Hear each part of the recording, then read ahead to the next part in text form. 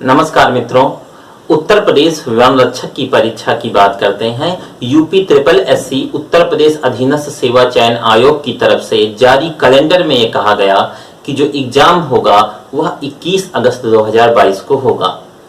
जब तारीख तिथि मुकर्रर हो चुकी तो बात आती है कि इस एग्जाम की प्रिपरेशन कैसे करें, रणनीति क्या बनाएं कि इतने कम समय में सफलता के नजदीक आसानी से पहुंचा जा सके।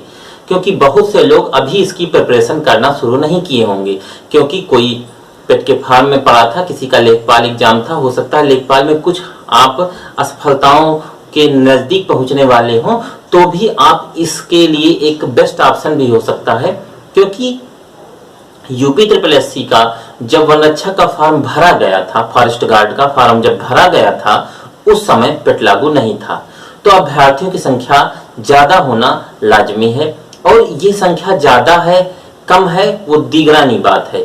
आपको प्रिपरेशन कैसे करनी है, सिलेबस क्या रहेगा, तो सबसे पहले हम सिलेबस पर एक नजर डालते हैं।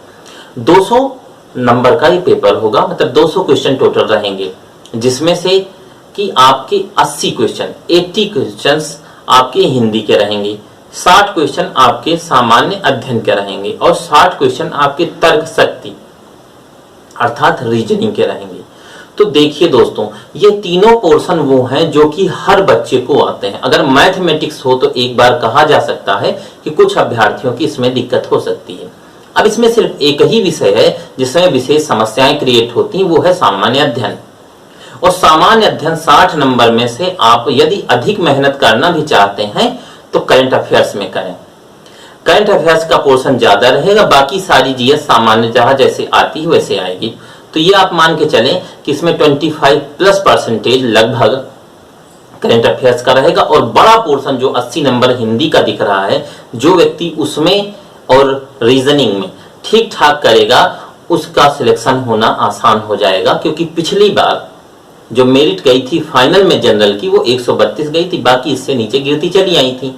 तो सेम इसी तरह इस बार भी लगभग 150 नंबर के आसपास मेरिट जाने की संभावना है, जो फाइनल में जाएगी। प्लस माइनस कुछ हो सकता है 150 से नीचे या ऊपर।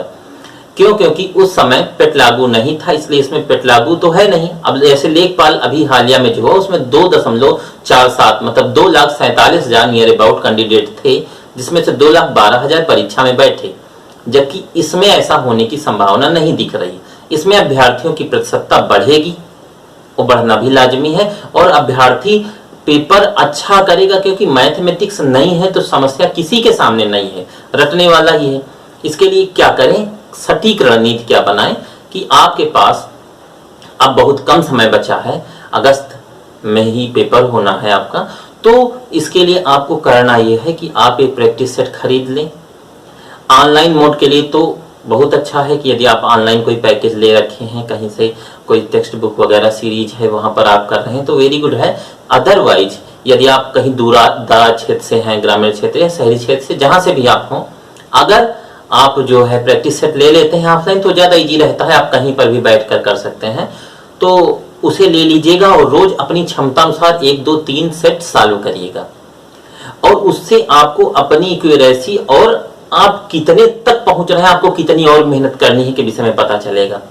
पहली बात नंबर 2 है कि कौन सी बुक से पढ़ें। तो साहित्य पब्लिकेशन की हिंदी की बुक खरीद लीजिएगा और उससे हिंदी अपनी तैयार करिएगा, क्योंकि 80 नंबर आने हैं। जो पोर्शन आपका प्रैक्टिस सेट में गलत होगा आप समझ जाएंगे, उसी की प्रिपरेशन करेंगे।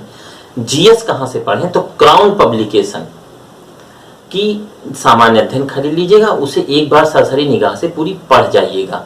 और करंट अफेयर्स के लिए एसपीटी ले लीजिएगा और उससे करंट अफेयर्स अपनी तैयार कर लीजिएगा। तो हिंदी हो गई आपकी और जीएस हो गई। अब रीजनिंग के लिए क्या करें, रीजनिंग के लिए आपके पास जो भी किताब हो उससे रीजनिंग के पोर्शन ज्यादा से ज्यादा बार लगाएं और प्रैक्टिस सेट से ही ज्यादा से ज्यादा रीजनिंग सॉल्व करें। उसकी जो भी डाउट है वो कहीं न किसी कंसल्टेंट से क्लियर करते चलें।